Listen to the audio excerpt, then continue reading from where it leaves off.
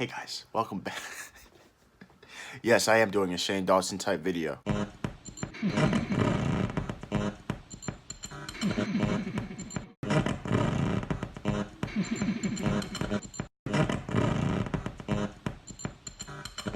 On New Year's Eve, Splatoon Japan made a post on their Twitter wishing everybody a good new year. Along with this, they released an image depicting 4 salmonoids holding up glowing shapes of light formed into a number. Each salmonoid holds a number, which altogether reads 2020. Below them is seemingly the toxic waters in which they reside. And as we all know, when light hits the surface of water, most of that light reflects. Well, if you look into the reflection of this water, you will see the reflection of the light from the numbers, except you don't. Looking at it from the third person perspective that we get, we actually see letters. And those letters spell out SOS. Where the reflection of 0 in the number 2020 would be, is actually blocked off by a raft. And if you've played Salmon Run, you know that this raft is the same raft a squid goes into after being killed. SOS is an international signal of distress. It's a code, it doesn't stand for anything, but within the shapes of the water, if you look close enough, you can vaguely make out the phrase, "Save our salmons."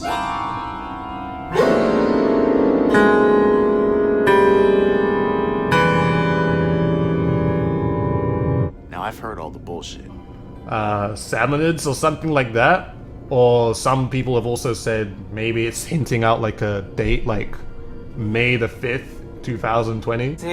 If it was a Splatoon 3 announcement, or if it was more DLC for Splatoon 2, or a spin-off game. Here are my theories. Splatoon announced their final Splatfest back in June of 2019. They stopped updating / supporting the game back in August. Nintendo says the following: "Thank you to everyone who's participated in the Splatfest and all the others, and thank you for supporting Splatoon 2. We hope you'll continue battling online or running salmon run shifts with your friends and rivals. Save our salmons is a sign of distress. Thus, something needs to be done to cease the distress. If the developers stop supporting Splatoon 2, but there's still more to do, then it is an obvious sign of a new game. Yes, I'm happy too. But let's dive deeper into the image and context. Context first. Have a great 2020 was displayed on the image. I don't think the developers just wanted to wish us a happy new year. They wanted to tell us that 2020 is our breather year. The game will come out in 2021, so have a good 2020. How do I know this? Breath of the Wild 2. Now, of course, before you even say anything, the majority of this information will be held in another video. I mean, it is an entirely different game. However, 4chan user Zyle claimed to be in contact with an unnamed former Nintendo employee.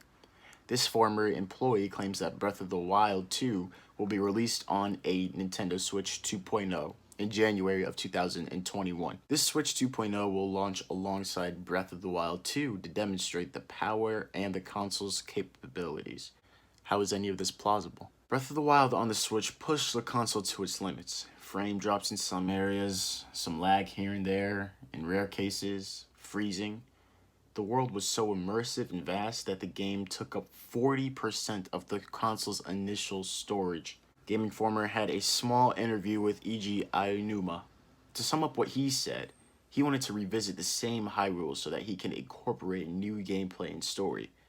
Incorporate means to include. To include someone or something basically means to add. How did the developers do that without worrying about the same problems that they had in the first game?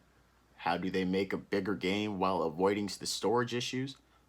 Well, they expand the console in which the game is running. Now take all that information that I just gave you with Breath of the Wild and tie it into Splatoon. 2020 being the grace period, we have a new objective / new game. This screams Splatoon 3 coming out on a new console. Now let's figure out what we were going to be doing in the new game and on the new console. Yeah guys, just because I'm speaking ominously and you're trying to take this all in with a grain of salt despite what I'm telling you to just so happen to be adding up, that doesn't mean that I'm not excited too. My next theory, in the image, we see the salmonoids secretly sending a distress signal.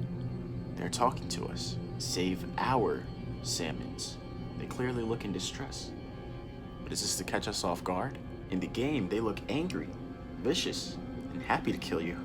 Even in the image, We see the floating raft covering up the fourth symbol. Was this done strategically so that it would say SOS?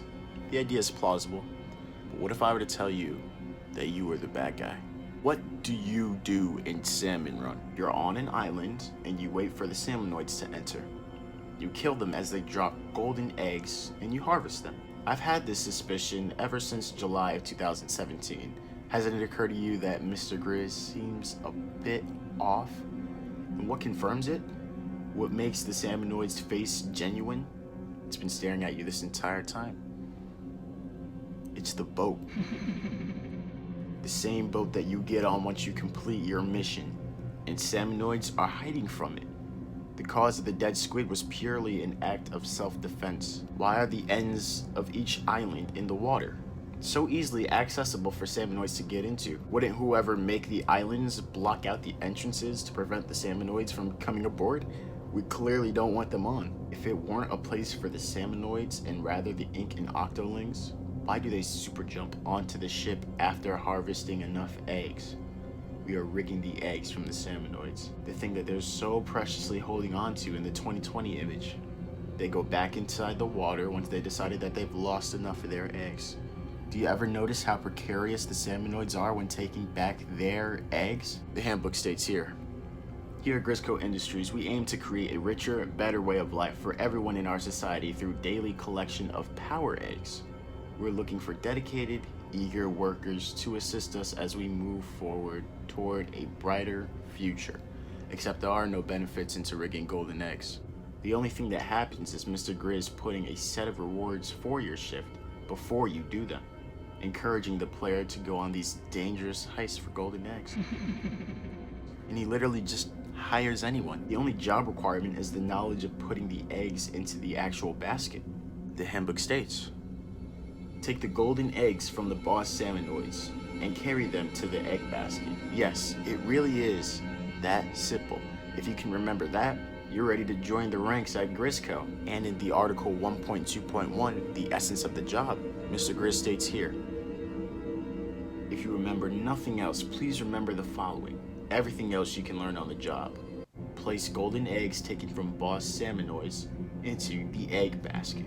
How will we be able to help these poor salmonoids in Splatoon 3? As I always say, whenever there's a sequel to a game that's coming out, the developers have been working on it for just as long as the previous game's release. Take, for example, the next Fortnite season, the new Call of Duty. But I mean, this has been staring at us in the face ever since July of 2017.